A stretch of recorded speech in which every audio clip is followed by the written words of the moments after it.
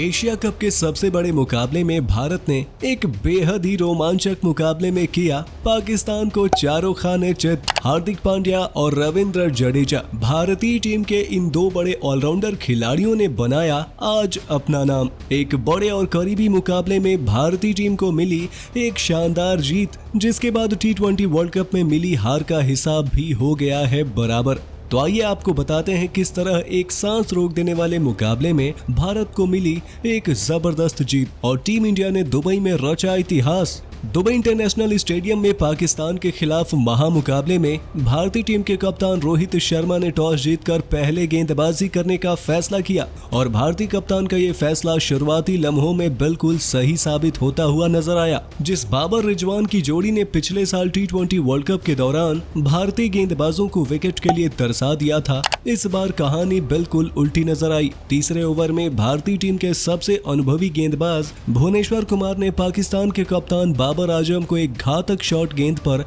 अपना शिकार बना लिया और भारतीय टीम को एक बड़ी कामयाबी दिलाई।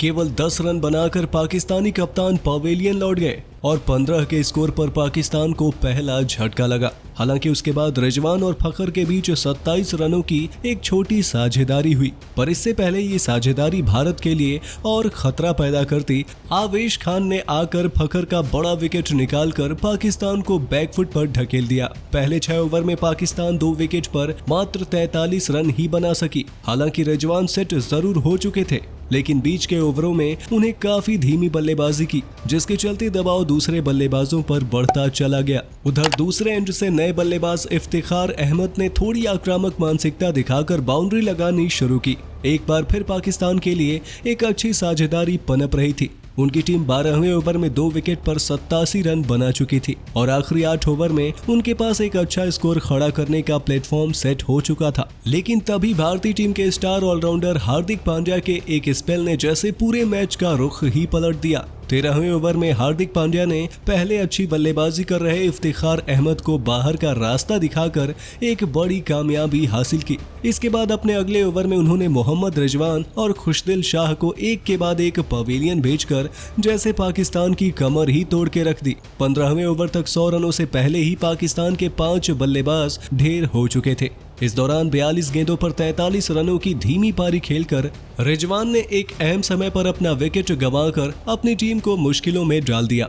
उसके बाद तो जैसे पाकिस्तान की बल्लेबाजी ताश के पत्तों की तरह बिखरती हुई नजर आई। हार्दिक के बाद भुवनेश्वर कुमार का जलवा देखने को मिला, जहां अपने आखिरी 2 ओवर में भुवनेश्वर कुमार ने खतरनाक आसिफ अली, शादाब खान और डेब्यूटेंट नसीम शाह को पवेलियन की राह दिखाकर पाकिस्तान की खटिया खड़ी कर दिए। एक समय तो पाकिस्तान 130 के आसपास ऑल आउट होता हुआ नजर आ रहा था, लेकिन अंत में उनके तेज गेंदबाज शहनवाज धानी ने आकर 6 गेंदों में 2 छक्के की मदद से 16 रन बटोर लिए। वहीं दूसरी तरफ हैरिस राउफ ने 7 गेंदों में 13 रन बना डाले, जिसके चलते 128 पर 9 से पाकिस्तान 147 रनों के सम्मानजनक स्कोर तक पहुंचने में कामयाब रहा और इस तरह भारत को 148 रनों का लक्ष्य मिला। वैसे तो दूसरी पारी की शुरुआत होने से पहले 148 का लक्ष्य इतना बड़ा नहीं लग रहा था, लेकिन क्योंकि ये भारत और पाकिस्तान का मुकाबला था, ऐसे में यहाँ कोई भी टोटल इतना छोटा नहीं होता और इसकी झलक हमें भारत की पारी के दौरान देखने को मिल गया। भारतीय टीम की शुरुआत बेहद खराब रही। एक बार फिर पाकिस्तान के खिलाफ केएल राहुल कोई खास कमाल नहीं कर सके और बिना कोई रन बनाए पहले ही ओवर में पवेलियन लौट गए। पाकिस्तान के युवा डेब्यूटेंट नसीम शाह ने राहुल का बड़ा विकेट लेकर पाकिस्तान को मुकाबले में वापसी कराई। इसी ओवर में लगभग विराट कोहली भी अपना विकेट गंवा बैठते, लेकिन उनका कैच स्लिप में छूट गया और विराट को एक बड़ा जीवनदान मिला। इसके बाद रोहित और विराट की जोड़ी ने सूझबूझ से बल्लेबाजी करते हुए पावर प्ले में कोई और नुकसान होने से बचा दिया। रोहित विराट की जोड़ी ने भारतीय टीम को 50 के आंकड़े को पार कराया, लेकिन यहाँ से एक बार फिर पाकिस्तान के गेंदबाजों ने शानदार गेंदबाजी करके मुकाबले में वापसी की। 8वें ओवर की आखिरी गेंद पर left arm spinner Mohammad Nawaz ने पहले भारतीय कप्तान को 12 के निजी स्कोर पर चलता किया। फिर अपने अगले ओवर में अच्छी लाइन में नजर आ रहे विराट कोहली का बड़ा विकेट लेकर मैच का रुख पलट दिया।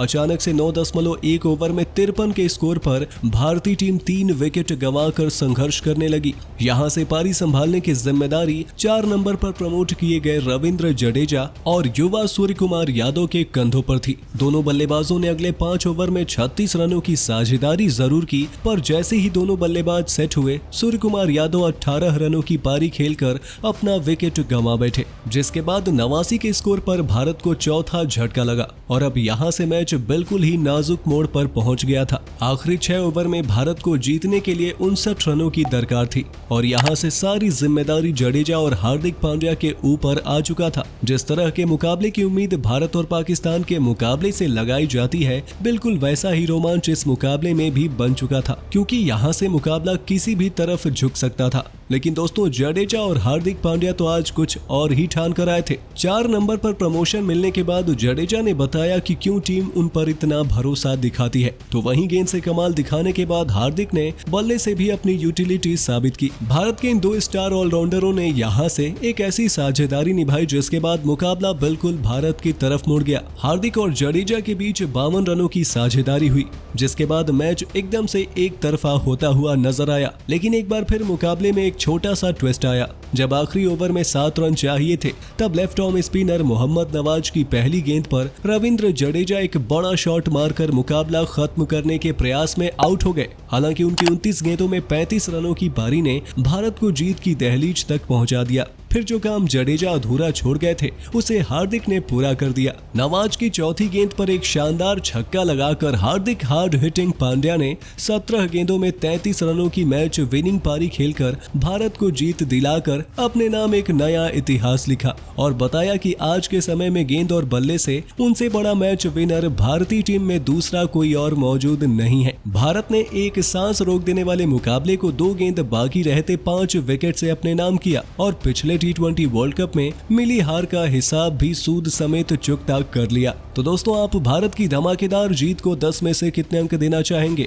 अपनी राय कमेंट करके जरूर बताइए और ऐसे ही शानदार खबरों के लिए क्रिकेट इन इंडिया को जरूर सब्सक्राइब कर लें। वीडियो अच्छी हो तो इसे लाइक जरूर करें।